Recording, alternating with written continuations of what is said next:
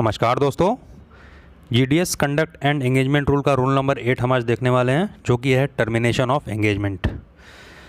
जो भी मेरे नए नए जीडीएस भाई बहन अभी न्यूली अपॉइंट हो रहे हैं, उनके लिए रूल जानना बहुत ज़रूरी है। हालांकि ज़रूरी सभी जीडीएस भाई बहनों के लिए जानना ज़रूरी है, लेकिन खासकर जिनका अभी 3 साल नहीं हुआ है उनके लिए जानना थोड़ा ज़रूरी हो जाता है। दोस्तों देखिए, अगर किसी भी जीडीएस का 3 साल कंप्लीट नहीं हुआ है ड्यूटी, तो उनको किसी भी वक्त टर्मिनेट किया जा सकता है। टर्मिनेट का मतलब है किसी भी वक्त उनको डिसमिस किया जा सकता है, उनके पद से उनको हटाया जा सकता है इन 3 साल के दरमियान।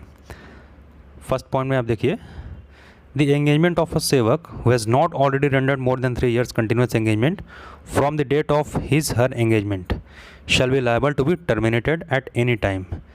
वही मैं बता रहा था आपसे कि 3 साल अगर आपका नहीं हुआ है किसी भी जीडीएस का, तो उनको किसी भी वक्त हटाया जा सकता है। हालांकि किस सिचुएशन में हटाया जाएगा, क्या गलती की होगी तो हटाया जाएगा, ये यहाँ पर मेंशन नहीं है, लेकिन किसी भी वक्त नोटिस आ सकता है कि आप, और नोटिस आने के बाद आपको 1 महीने के अंदर अपना पद त्याग करना होगा। सेकंड पॉइंट में आप देखिए, the period of such notice shall be 1 month। मतलब जब भी नोटिस आए तो उसके 1 महीने के भीतर आपको वहाँ से हटना पड़ेगा।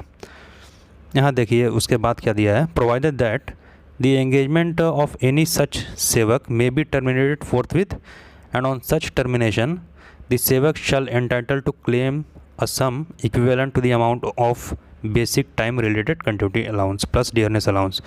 तो जो 1 महीने का जो टाइम होगा ना, तो उस 1 महीने का आप क्लेम कर सकते हो। जो टीआरसीए आपको मिल रहा था उस 1 महीने के पहले तक, उसी रेट से आपको 1 महीने का टीआरसीए मिलेगा। और वो देखिए मनी ऑर्डर से मिलेगा आपको, वो अकाउंट में नहीं आएगा। जैसे सैलरी आता है अकाउंट में, उस टाइप का नहीं आएगा। आपको उसके लिए क्लेम करना होगा। जो ये 1 month का पीरियड है जो आपको दिया जा रहा है छोड़ने के लिए, जो आपका पोस्ट है उसको छोड़ने के लिए 1 month आपको दिया जा रहा है नोटिस इशू होने के बाद, तो उस 1 महीने का क्लेम आप कर सकते हैं टीआरसीए जो आपको मिल रहा था, और वो टीआरसीए आपको मनी ऑर्डर के थ्रू मिलेगा और तुरंत आपको छोड़ना होगा। दोस्तों देखिए यहाँ पर वही लिखा है, provided that the engagement of any such सेवक मे बी टर्मिनेटेड फोर्थविथ। फोर्थविथ का मतलब होता है इमीडिएट आपको पोस्ट आपका छोड़ना पड़ेगा, और उसके बाद 1 महीने का टीआरसीए आप क्लेम कर सकते हैं। और मनी ऑर्डर के थ्रू आपको जो टीआरसीए आपका बन रहा था 1 महीने से पहले तक, उसी रेट से आपको मनी ऑर्डर के थ्रू टीआरसीए प्लस डीए प्लस जो भी अलाउंस आपका ड्यू है वो सब आपको मिल जाएगा।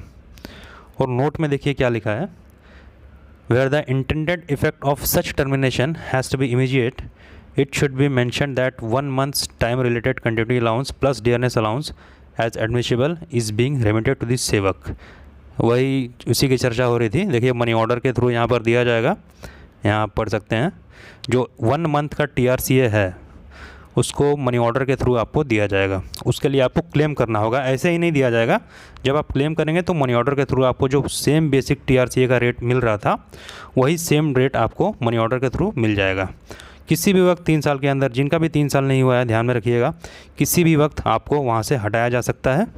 और जब ये ऐसा होगा, देखिए नोट नंबर 2 में देखिए, when engagement of GDS is terminated under this rule, मतलब अंडर रूल 8 के हिसाब से अगर किसी जीडीएस को हटाया जाता है तो वो किसी भी जीडीएस ग्रेच्युटी या फिर सेवरेंस अमाउंट के हकदार नहीं होंगे। क्योंकि आपको पता है कि जीडीएस ग्रेच्युटी जब तक मिनिमम 10 years सर्विस होती नहीं है तब तक सेवरेंस अमाउंट और ग्रेच्युटी नहीं दी जाती है, तो उसके हकदार वो नहीं होंगे। तो रूल नंबर 8 के बारे में आपको आज पता चला होगा, टर्मिनेशन ऑफ एंगेजमेंट। सिंपल सा कहने का मतलब ये है कि 3 साल अगर किसी भी जीडीएस का नहीं हुआ है तो वो किसी भी वक्त हटाए जा सकते हैं, किसी भी वक्त रिमूव किए जा सकते हैं डिपार्टमेंट के द्वारा। तो यही था rule number 8, GDS conduct and engagement rule का रूल नंबर 8 था ये, टर्मिनेशन ऑफ एंगेजमेंट। आज के वीडियो में इतना ही, मिलेंगे नए अपडेट के साथ।